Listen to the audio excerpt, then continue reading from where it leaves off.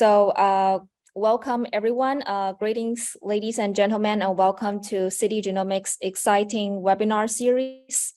We're excited to have you join us today as we'll delve into the power of bioinformatics with our esteemed guest speaker, Dr. Jorge Bouças, a senior scientist from the Max Planck Institute for Biology of Aging in Clone.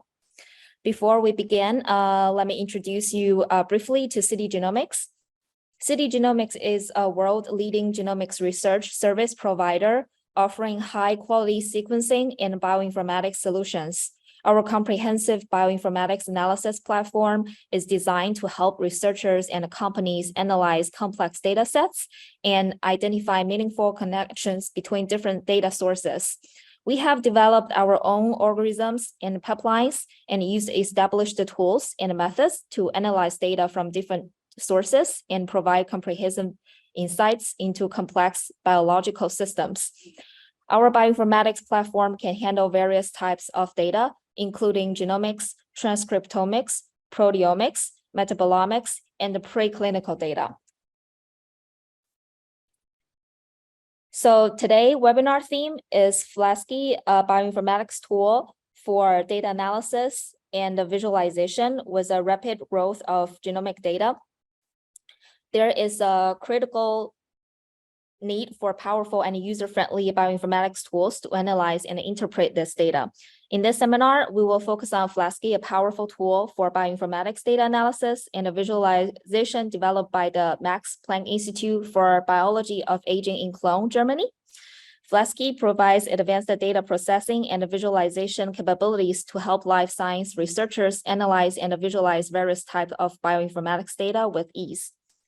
So our speaker today, Dr. Jorge Bouças, will introduce the basic concepts and principles of Flaski, including how to use Flaski for data import and processing, how to perform visualization analysis using Flaski, and how to solve practical problems with Flaski. Without further ado, let's welcome Dr. Bouças.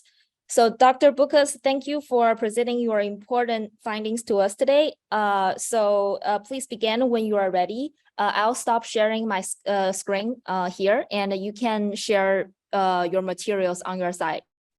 Super, perfect. Thank you so much for the introduction. No I will then share my screen. Okay.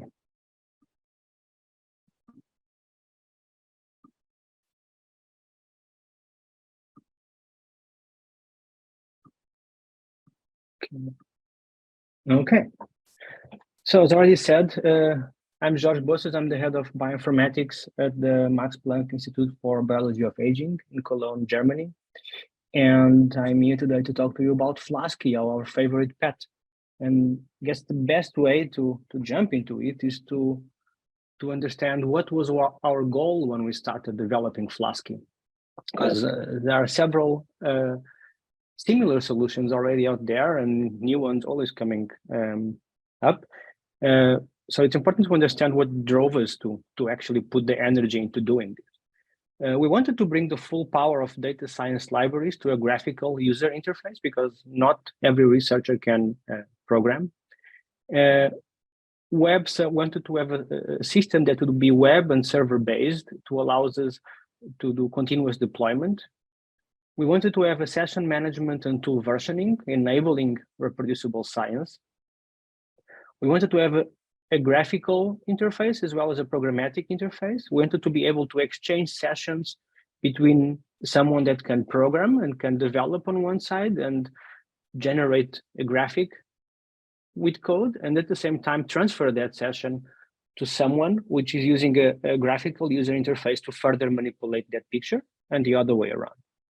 We wanted to have granular user access. We wanted to be able to manipulate who can see and use which app and function so that we can give special access to special people who want special permissions for their data.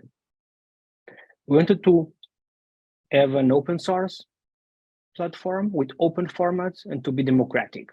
We did not want to have our code or our data to be sequestered by a platform. And we wanted that anyone and everyone around the world can also use the platform, not just on our systems, but on their systems as well, being that the Raspberry Pi a cloud instance, whatever. So this is what we came up with. This is Flaski. It's a collection of web apps for life sciences. It's fully reactive. It will work on your laptop, down to your iPhone, passing to your iPad. It also contains a bunch of forms, which I'll come to in a minute. And in these general purposes apps, we basically collect everything which can be used for any kind of data, meaning you have a table, you want to make a heat map, or you want to make a scatter plot. You upload your table, as in this case shown here for the heat map. You select the columns which contain your row names, you select the columns that have your data, and there you go, you have your heat map. You want to further manipulate the figure, you can use our board here on the left to define all the different and small details that you would like to define for that figure. You can save this as a session, you can export it, you can download the PDF, you can download the results. In this case, the result will bring you the clustering as well that was generated for this heat map. We have data-specific apps, meaning apps which already contain data inside. This is an example of an RNA-seq data lake, where the users come in, they pick a data set, they pick groups, they see a report on the samples, they get a PCA, they'll see the expression, the differential gene expression, they'll get a volcano plot, and they'll get a MA plot out of the samples that they selected. Importantly, these are all interactive apps. So the example that you are seeing here, the user can select parts on a plot. This is done with Plotly, and directly see which genes are within that section. Can also make a mouse over a marker and see which gene, in this case, is related to that marker. We build this kind of interactivity further, not just based on the Plotly interaction, but also by expanding the kind of functions that you can do with the board here on the left. This is an example of a heat map that originally had about 900 rows. A user was actually very focused on a gene called PID1. He says, I want to see the PID1 gene. And now give me the 10 closest genes and the 10 most distant genes to that one gene. And there you go, you have PID1 here, right? And you see the 10 closest genes and the 10 most distant genes in your heat map. A quite nice way, I find, to explore a heat map. We have app-to-app communication. And what this means is when displayed with a scatter plot in an app, which is not the scatter plot app, like we were seeing before in the data lake example, a user can decide to transport this figure into the scatter plot app. That's what's happening here. And once in the scatter plot app, the user can further, again, define the plot and all the details of the figure, colors, marker sizes, all these kind of things, as you can normally do on our scatter plot app. What this means is that for the user side, there is one unified interface every time there is a scatter plot involved. And for the development side, there is only one place that actually needs to be maintained. So we only need to develop code in one app. And with that code, we can supply scatter plots all over our Flaski platform. We have other examples that work like this. The data lake is the one I'm showing you here, also for the heat map. A PCA, for example, in our PCA app, actually what is retrieved are the components in the form of a table, and the user can then choose to send those results directly into a scatter plot and plot them. David, we also enable David queries to the NIH server from Flaski and retrieve the results and push them directly to an app which we call cell plot, which is mostly an horizontal bar plots. We included forms as well, as I kind of shortly showed to you before. And one of the examples is the form for submitting data for RNA-seq analysis. Here, the example, there is a table with a sample which can be attributed any name. The groups are defined, the replicates, the files corresponding to which sample are displayed here. The user submits the form, gets an instruction on how to upload the raw data. Everything is packed up on the back end and analyzed in a short way that I'm going to explain to you here. Basically, once the submission is taken place, the user is sent a JSON file, which is nothing more than a Nextflow parameters file, which is then picked up either in Cologne by our HPC or in Munich by the HPC that we use from the Max Planck Society in Munich. And using the power of Docker and of images in Singularity in this case, the pipelines run fully automated in these HPC clusters. But if the user does not belong to the Max Planck Society and wants to run the workflow anyway on his local laptop, he can actually just use the config file to run the analysis on his own laptop. Of course, advanced users can also use AWS Batch, but this is something that we are not supporting at the moment. At the end, once the automated pipeline goes through, there is automated upload of all the results to OnCloud through the OnCloud API. The user gets an email with the link to the results, and within those results, there are, for example, session files for Flaski where the user can directly open in Flaski and interact with the results. We have included an administrator dashboard into Flaski, which just enables anyone to administrate the platform, deactivate users, decide which routes should be private, which routes should be public, add users to a private route, things like these, administrators and notifying all users. And very important, and I'm very, very proud that we were able to implement this. We have live support. And what this means is that, I think as much as you know, data can lead to many errors. There can be NAs throughout the data. There can be suddenly a piece of text where there should be floating numbers. And in this case, there will be an error. If there is an error, the user is thrown this little exception here at the side that you can see. And the user can expand to see the full error message. But if the user wants, the users can also press here our ice cream button. And what this means that the user is going to share his entire session or her entire session with us, all the data, all the parameters. We can directly look at what's going on and reply to the user. It's either something from the user side, columns being wrongly picked up, something wrong with the data, or something from our side that we need to further develop. So basically, we can provide live support to all users as we go along. At the moment, we can only provide these to users at our institution, but it is the question of increasing the number of ends that are working on Flaski. So there we have error reporting, we have custom error message, which means as we go along, we see that there are some errors that seem to be frequent, so we can adapt the error message to more easily pinpoint to the user what might be wrong. And a common example is that, for example, the user forgot to remove the gene name from the data columns, right? The row names will be, in this case here, ensemble gene IDs, but the table also contained gene names. And the user forgets to remove this column. And there is, of course, a problem because we cannot plot gene names inside an heat map. And that kind of message gets more transparent with our custom error messages. This question I get asked a lot, where are the tutorials? So on the registration email, there is a link to the tutorials, but if you click on your username, there is a drop-down menu, and in there, you also find a link to the tutorials. At the moment, they are all made in the form of short YouTube video tutorials. We would love to have more help functions and more written tutorials, but it's really a question of time. We will get there.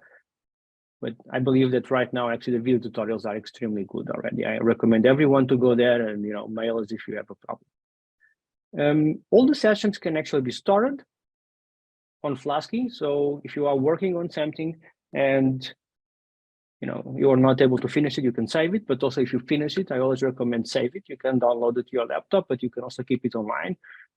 You talk with your peers, you talk with your collaborators, and decide you should change something on this figure. You can always go back, load the session again, and work on the figure exactly where you were before. Everything is PyFlaski versioning. So PyFlaski is the package that we are using on the back end to generate the figures. It's mostly based on Plotly. This PyFlaski is, of course, maintained under a version control, and every session file will have the exact information about which exact version is being used to generate the figure and which version was used in the past to generate the figure. So if 2 years later, you published your paper and you'd still like to go back to that figure and being able to open, Flaski is fully open source and you can go back to the exact same version that you used 2 years before to generate the figure. A little bit more about Flaski can be seen here. This is basically our graphical user interface to programmatic interface example. A user, wet bench researcher, generates its heat map with a graphical interface on the web app using Flaski. Something is not working, something needs to be improved either from our side, or the user, for example, wants to loop these kind of settings over a large variety of input data, or generate a matrix of the same style of figure, but with different input data across the matrix. The user can come to us, bring the session, we will load the session into a Jupyter notebook, and we'll work the figure further. The same thing can be done the other way around. We can generate the figure in a Jupyter notebook, give the session to the user, and the user can further develop it on the web app. So when we developed the latest version of Flaski, and we are now at version 3, there is no 2 without 3, we decided we wanted to have more than just Flaski. We realized, okay, this is a large development work, and we can use this work maybe to develop any app and many more apps by just creating a base which allows us to then bring in the specific apps as we go along. And this is how we came up with my app. It's basically a base framework. What you'll find in there is the Docker Compose for deploying this over Docker, or the Kubernetes YAML. It already comes basically with the MariaDB database and the Redis, which is required for Flaski or for my app. It has a granular user access concept already into it. It has a second factor authentication, administration tokens for authorization as an option. So basically, if you always, as administrator, always want to be asked if a certain person should be allowed to use your app or not. It has a user and an administrator dashboard. It uses Let's Encrypt for encryption. It builds every night on AMD 64, ARM 64, and Arch 64. So a large variety of platforms, in my sense, democratic as well. Apps can be brought in as roots or as containers, plugins. So this is just an example that you are seeing here. What we have a home page, and you can initial dashboard. It will work on your phone. It will have a user dashboard here. And coming back now to the apps as containers or as roots. So what we have a Redis database, we have a MariaDB, and then we have our main app, in our case, normally Flaski. In there, you can build different roots with different apps, which will use MariaDB and will use Redis. On the other end, you can also create containers, which will have specific apps and will use the same databases. This makes it extremely easy for development, and it makes it extremely easy to incorporate apps from different people. It's, as I said already, it's a base framework of Flask plus Dash. It enables agile app development, and it's deployed with Flaski. So we test it live. A little bit more on the backend and the stack that we are using for this. The central part is Python. It's always Python. We use traffic as a proxy. We use Nginx before, MySQL, MariaDB, and the database Redis. We deploy this over Docker and Kubernetes. As I said, it's basically the front end is Python with by Flask. On the back end, with lots of pandas and Plotly, Matplotlib, lib a bit more in the past, and SciPy. And now to the very graphical interface. Before, we're using HTML, JavaScript, and CSS together with Jinja to create the front end. And we're very happy when Dash further and further developed, and we were able to pick it up and replace HTML, JavaScript, CSS, and Jinja by one single Python concept coming out of Dash by Plotly. What this means is that we have a data scientist sweet spot. Okay, the size of the stack versus this function is perfectly balanced. That anyone without strong know-how in web development can grab my app or Flaski, already further developed, and develop data science apps that they can expose to their colleagues, to their institutions, so on and so forth. It's all orchestrated with Docker, and basically upon either a Debian commit, when the Debian commit gets pushed, this will trigger the build of my app, which is also triggered by every commit to my app. This per se will trigger a commit, a build of Flaski, which again is also triggered whenever there's a Flaski commit, and both of these are deployed directly live into our Kubernetes server. Software is never ready, fortunately or unfortunately, and I encourage everyone to report bugs on our public page. We are on GitHub under Bioinformatics Core Facility of the Max Planck Institute for Biology of Aging. You'll find Flaski there. Never hesitate to open an issue. This should be a community effort. Here are some useful links and references. Flaski.ace.mpg.de. Flaski is available worldwide for everyone to use without any restriction. Of course, pipelines, HPC-driven pipelines, we cannot supply them like that worldwide, but the graphical user interface for manipulation of figures is freely available. The code is, as I said already, under on github.com, mpg-h-bioinformatics/Flaski. Also by Flaski, the base framework, the base package that we are using to generate all the plots is also on our GitHub site. My app and some of our Nextflow pipelines can also be found on our GitHub page. And I'm extremely lucky and extremely thankful to all the people that have so far contributed to Flaski. Asha, currently with us still at the MPIH. Camila was previously with us, moved to the Institut Pasteur. Francisca Metke has moved more recently to the Radboud University Medical Center. Yoon is also with us at the MPIH, and me presenting to you today. So thank you so much for listening. And I guess we're going to go for questions and answers. Oh yeah, thank you, Dr. Bouças, for sharing this informative presentation. So yeah, I hope our audience enjoyed it.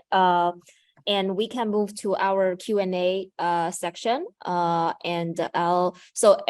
If anyone have any questions, can just type the questions in Q&A chat group.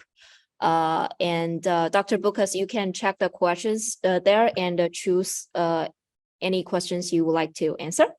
Yeah. Sure. Thank you.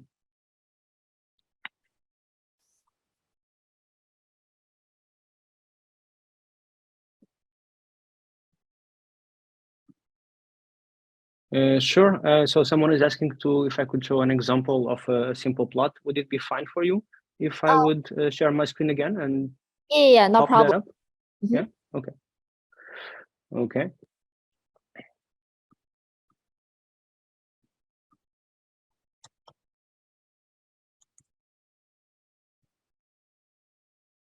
So I was trying to avoid this. You should never do live programming or directly live examples because there is always something that go wrong, but we're going to give it a try. So there we go. We are on the app. Sorry for that. We are on the app. Drag and drop a selected file. So I'm going to look for some example data. What do I have here? Let's say scatter plot, upload. It's there. It picks directly the first column and the second column for X values and Y values. So, but if I would go and drop here, I could see the different columns that are available to me. I can also see different groups. So I'm just going to press submit. Okay, and there you go.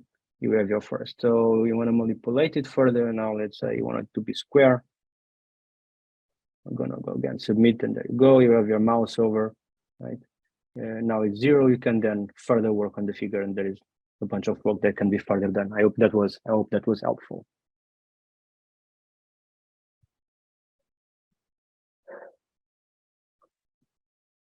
Can you show the same for the microRNA? Okay, so for the microRNA, what we have is basically submission form, which again is going to be picked up on the back end. At the moment, we do not have a public next flow pipeline for the microRNA. We do have a pipeline for the microRNA analysis, but it's not yet completely converted into next flow, and that's why that pipeline is not yet public, but we will make it public as soon as possible.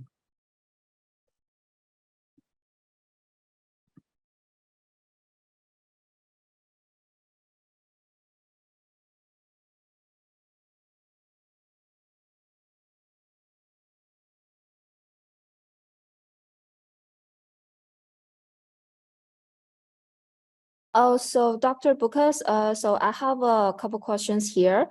So are there any limitations on the size of the raw data to be uploaded in this software?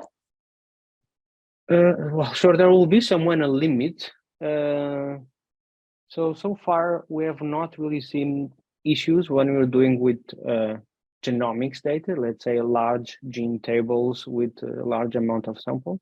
We do see sometimes issues. For example, if you try to generate a heat map and you want to have row labeling and column labeling, and you have 15,000 rows to be labeled, it kind of there is a strong delay driven by the fact that the plotly function we are using is taking a long time to generate that figure with all the row annotations basically landing on top of each other. This is why, for example, we have decided to have the row labels deactivated by default on the heat map, that whenever someone loads a large table, this does not happen. But yeah, there will be a limit somewhere. We are not really seeing this limit being reached at the moment, at least when dealing with genomic data. Okay, thank you. Okay, so what about single cell analysis? So we do not have at the moment anything specific for single cell analysis. With the single cell analysis, it tends to be a more custom-made analysis than a fully automated workflow. But I guess we're gonna get there someday. Okay, so does it has any option to analyze diversity of populations in multiple heterozygous individuals like MHC diversity? So not something that is normally coming as a request, but you know, if you have ideas, feel free to go to our GitHub page, drop a request, put some links to other examples, and we'll be happy to look into it. Now, are there any plans to include tools like RES Finder or any protein structure view like PyMol? Well, yes, there are, not just those, but also for network analysis. We have some plans in there. There are already some templates available by Plotly. We've just not gotten into it yet. Again, open a request. The more people that gives the thumbs up on that one, the more it will go up on the priority list. Yeah, okay. There's another question here from Sarah again on the single cell data pipeline. So we do not have yet fully automated pipelines for single cell. Again, we do see when it comes to the single cell, what we really want to work on first is to generate dashboards, which will ease the exploration of the data. So, I mean, I guess, you know, other companies already offer such dashboards. And I think that's where we're going to go first. From raw data to meaningful data in single cell is always a much more heterogeneous process than it is with whole RNA-seq data. Okay. Missing somehow. Okay, it's again the question about input data. So again, take a look at our YouTube videos, take a look at the tutorials on the YouTube video. We always start by displaying the data, the input data, how the table is looking like. If you feel that that was not helpful, please do contact us. Please do open an issue. Tell us that you have looked at the tutorial and that video does not really clarify your problem. Do not hesitate on doing that. Can you show the KEGG feature? Ooh. So, okay. So this app was built for the metabolomics core facility, basically. And I think at the moment I do not have a demo data for this one. I believe we might have a demo for it on our tutorials section on our YouTube. So I guess we're not going to go through this one now, but yeah, there is an example here for the CAG. So feel free to take a look later. Again, if it's not enough, open an issue, let us know. Can the app plot PCA or other? Yeah, so it can. So again, you will be able to see on our PCA app. Basically, again, what our PCA app does is to retrieve the different components and the different coordinates. And with those values, you can just click on take to scatter plot, and you will see the PCA scatter plot. So the PCA plot that you are normally used to look at. Then you can manipulate it as you wish.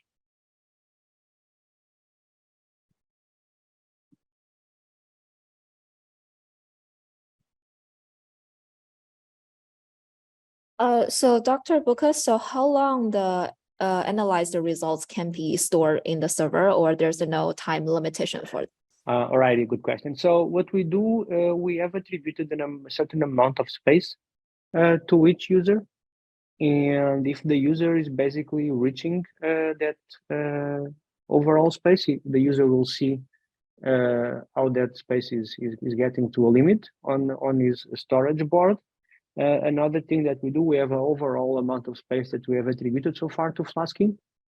And we have a little cron job that goes once a month and through all the users and just checks what are the age of the files. And if users start having files that were not accessed for a very, very, very, very long time, and our amount of storage is coming to an end, there is an automated email sent to the users saying, your old files are going to be deleted in 2 weeks, so please download them and save them on your own local machine.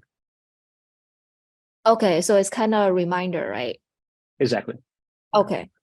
And so like, are there any other requirements for the operation system when we using the Flaski? No, so I mean, we have actually we run my app daily on a Raspberry Pi. It works nicely. We tried running full Flaski on a Raspberry Pi, also works nicely. We run it at the moment on the cloud, over OpenStack, with Kubernetes in between. Runs fine. Only we develop on our local machines, runs fine. So it's all based with Docker images.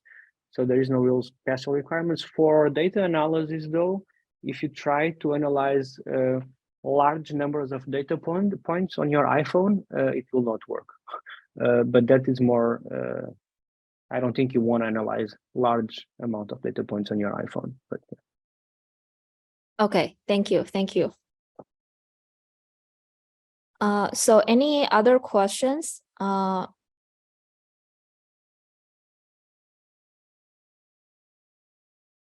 So then I think probably that is for today. So thank you, thank Dr. you. Okay, yeah. Yeah, thank you so much for the invitation. It was lovely. Thank you so much.